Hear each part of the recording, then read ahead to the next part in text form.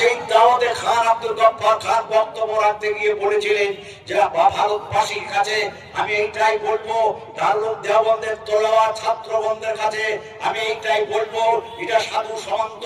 এখানে শেখ উলামা বুজুর্গ পীরদের দেশ, এদেশ আপনার সম্প্রীতির দেশ, এদেশে খবরদার কখনো সাম্প্রদায়িকতার কথা বলবে না, মিলেমিশে যাবে, এতে আপনার সব ধর্মের খিদমত হবে, মানুষ পাবে মানুষের সেবা, মানুষ পাবে মানুষের খিদমত। সেই সময় যখন গাদারের জামানা, যখন কেউ কাউকে বিশ্বাস করছিল না, আরের থেকে হুটহাট করে গুলি আসছিল, লাগছিল,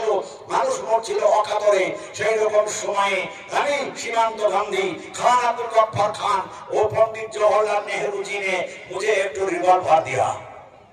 और बोला बाबूजी ये आप रख लीजिए, ये आपका काम आ जाएगा। हमें সেই রিভলভারটা হাতে তুলে নিয়ে বলেছিলাম क्या पंडित जी